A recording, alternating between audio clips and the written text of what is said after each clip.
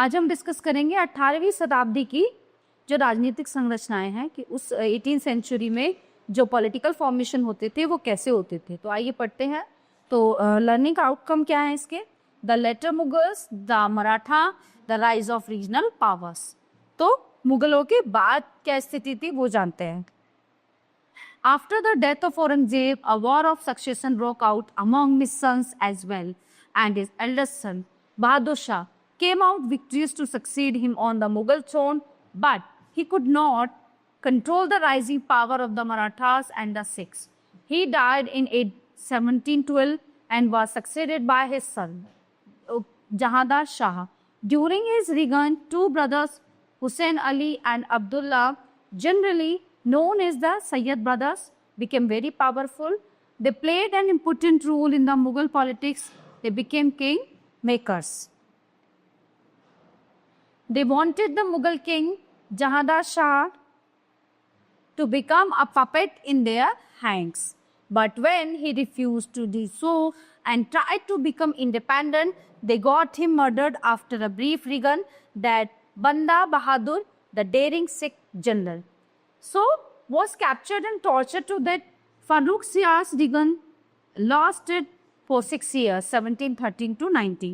As he tried to free himself from the yoke of the Sayyid brothers, he too was put to death. The next notable king raised to the throne was Muhammad Shah, whose rule lasted till at 1748.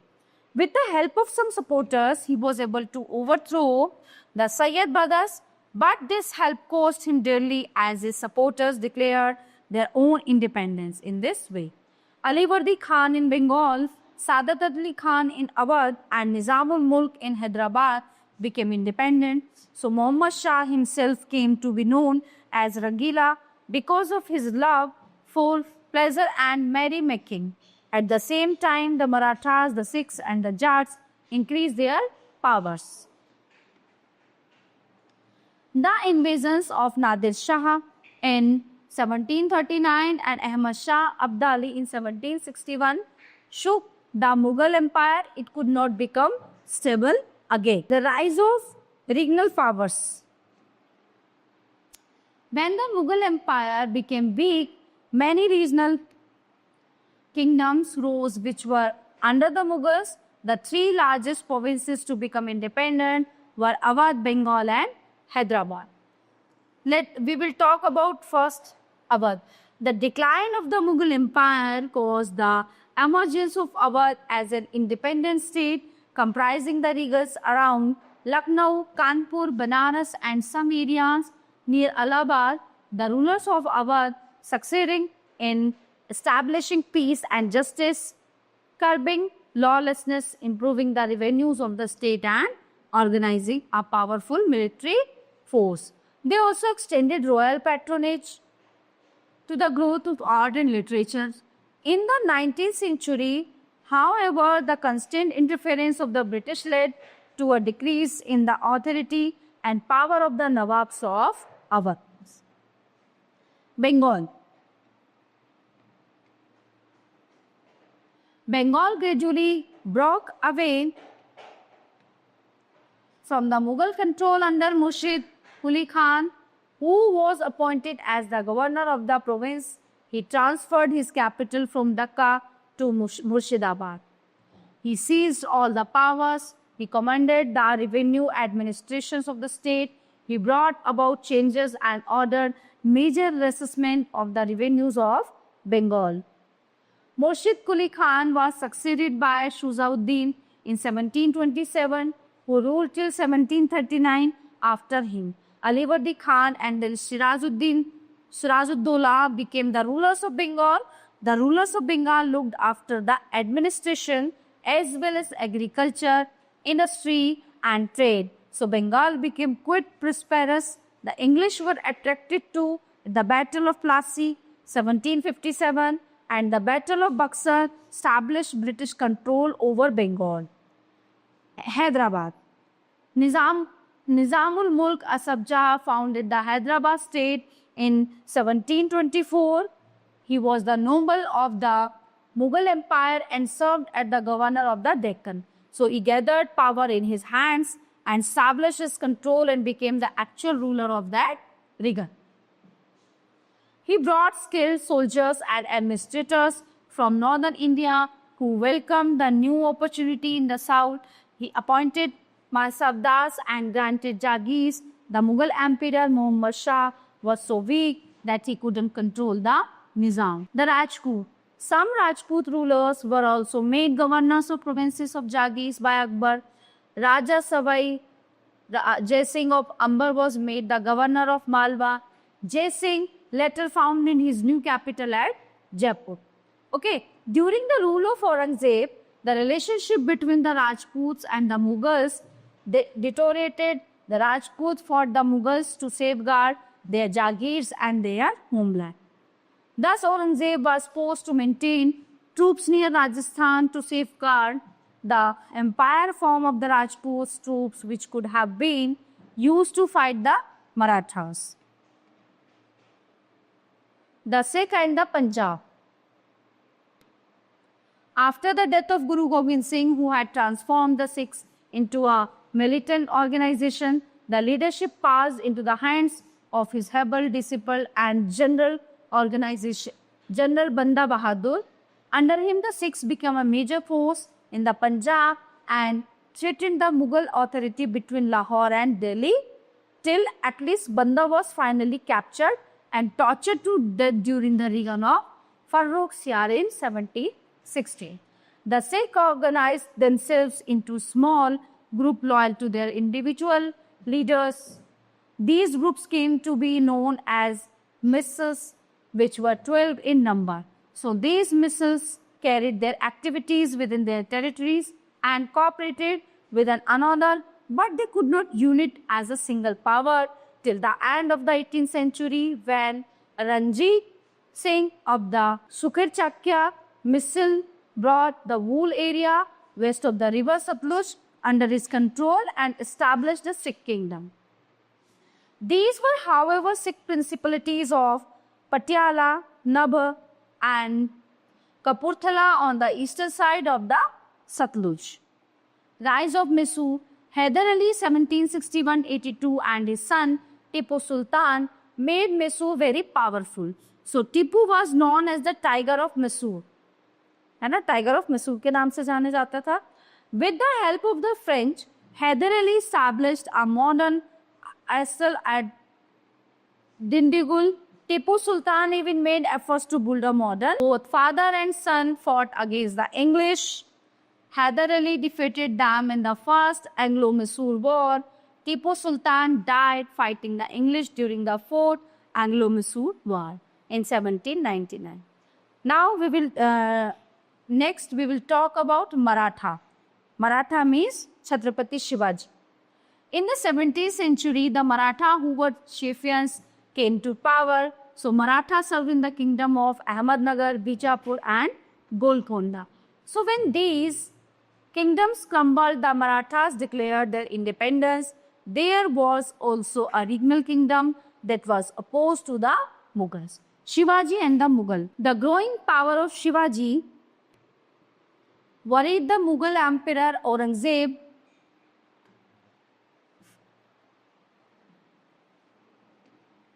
who sent Shaista Khan to punish Shivaji. Okay, Aurangzeb sent Raja Jai Singh of Amber to capture Shivaji. So Jai Singh, beside the fort of Purandar, Shivaji was supposed to sign a treaty. So most of his forts were taken by the Mughals. Shivaji was sent to Agra, where he was humiliated and he left the court in anger. So he was put under arrest, but Shivaji again escaped from the jail in a fruit basket. Aurangzeb did his best to recapture Shivaji, but in vain. Shivaji as a king. After returning from Agra, Shivaji began his conquest. He conquered one fort after the other. By 1674, he conquered much of his lost territory. He was then coronated as Chhatrapati Shivaji, the ruler of the Maratha Empire at Raigad. Civil administration.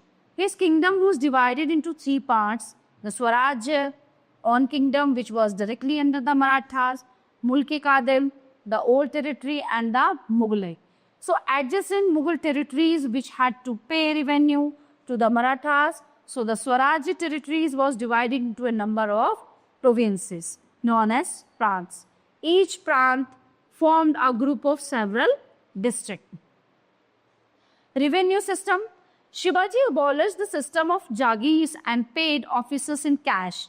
So the revenue system was well managed. The Swarajya areas had to pay 2/5 of the land produce as the land tax. So the Mughlai area had to pay two taxes, which Chauth and Sardeshmukhi. So the Chauth was 1/4 of the revenue paid to the Mughal government, and Sardeshmukhi was an additional 1/10 of the revenue. The peasants were not, however, harassed. They were advanced loans when required. Shivaji was not an arbitrary ruler. He had appointed a council of 8 ministers called the Ashtapradhan, who advised him in carrying out the administration of his territories. Military administration. He maintained a regular army which comprised of cavalry, infantry, artillery and navy. He had about 200 ships in his navy. His soldiers were paid well, so they never went on rampage. A system of graded ranks was followed. Jagir were not granted to anyone. Shivaji perfected the art of guerrilla warfare. Shivaji observed strict discipline in his army. So there were orders that his soldiers would not misbehave with women and children. Okay, so no, चाहे वो दुश्मन की क्यों नहीं होते थे, वो औरत और बच्चों को नहीं मारते थे. Nor would they defile the religious places. और जो धार्मिक जगह होती थी, स्थान होते, उनको टच भी नहीं करते थे of the enemy. Shivaji built a network of forts. These forts were of great help in defense. These forts were well maintained and strongly garrisoned. They were generally under a havaldar. He was assisted by a Brahmana, Subedar, for civil and revenue administration. Shivaji was a devout Hindu but a great religious. Tolerant people of all religions were treated equally. Causes of Shivaji's success in building a strong state. The Marathas under Shivaji were able to build up a strong and independent state. Various factors helped them in this direction. So the conflict between the Mughals on the one hand and the two Deccan states of Bijapur and Golconda on the other afforded them the opportunity to build up their strong and independent state. So the leadership of a great leader like Shivaji enabled them to organize themselves into a strong nation, powerful enough to thwart to the word all the opposition and aggressive actions of the Deccan states and the Mughals. The hilly terrain of Maharashtra and guerrilla war tactics also enabled them to successfully face the large armies of the Deccan state and Mughals. So the Marathas under Shivaji were able to lay the foundation of an excellent administrative machinery, both civil and military. Due to their unique revenue system, the Maratha was successful in carving out a strong and independent state. Marathas after Shivaji. After his death, his son Sambhaji continued the struggle against the Mughals. He was captured and tortured to death in 1689.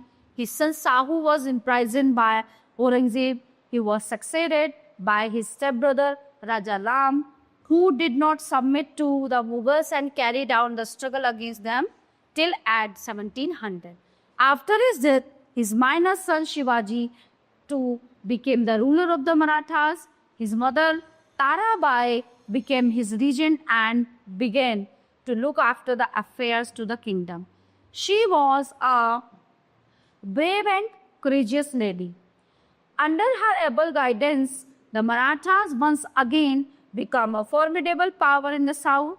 She organized guerrilla warfare against Aurangzeb efficiently and forced him to give up the ideas of the conquest of Maharashtra. After Aurangzeb's death, Sahu was released from jail. A civil war broke out between Sahu and Tarabai for the throne. The Marathas were thus divided into two hostile groups. Balaji Vishwanath took up the cause of Sahu and helped him to capture the throne of the Maratha Sahu, appointed him the Peshwa or Prime Minister in AD 1730 because he had re-rendered useful services to him. Sahu was an ease-loving and incompetent ruler. He left the reins of the government in the hands of Balaji Vishwanath. So Balaji Vishwanath concentrated all powers in his own hands and became the real ruler, while Sahu was only a titular head of the state. So he made Pune the capital of the Maratha kingdom, while Sahu lived at Satara. Balaji Vishwanath was succeeded by his 20 years old son, Bajirao I. He was a bold and brilliant commander, an ambitious and clever statesman, and an able ruler. He knew the weakness of the Mughals and wanted to extend the Maratha Empire in northern India. He conquered Malwa in 1724. Then he marched towards Gujarat and forced its governor to submit to the Maratha demand the Chaudh of Sadeshmukhi. He also compelled the Nizam of Hyderabad to pay the arrears of Chaudh and Sadeshmukhi. He seized a large portion of Bundelkhand in AD 1737. He crossed the Yamuna and reached Delhi. Muhammad Shah sought the help of the Nizam. His 18 years old son Balaji Bajirao became the third Peshwa in 1740.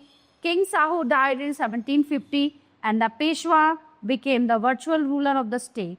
So under his rule, the Maratha power reached the height of its prestige and glory. He followed the footsteps of his father and further extended the empire in different directions. The Maratha armies now overran the whole India. The Maratha conquered central India. Bengal was also invaded again and again. At last, Ali Vardi Khan, the Nawab of Bengal and Bihar, the Nizam of Hyderabad, was also defeated and compelled to cede vast territories in 1753. The Maratha captured Delhi in 1758.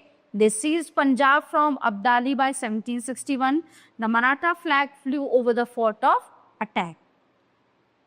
Abdali invaded India and fought a fierce battle at Panipat in 1761. He inflicted a crushing defeat on the Marathas and gave a severe blow to their power and prestige. So their dream of establishing a Hindu empire was dashed in the ground. Balaji Bajirao died of shock in 1761. After the death of Balaji Bajirao, his son became the Peshwa.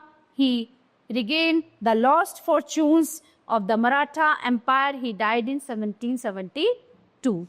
So after his death, three Peshwas, namely Narayan Rao, Madhav Rao and Bajirao too, ruled one after the other, but the Maratha power began to decline. They fought four wars with the English and ultimately their rule came to an end in 1818.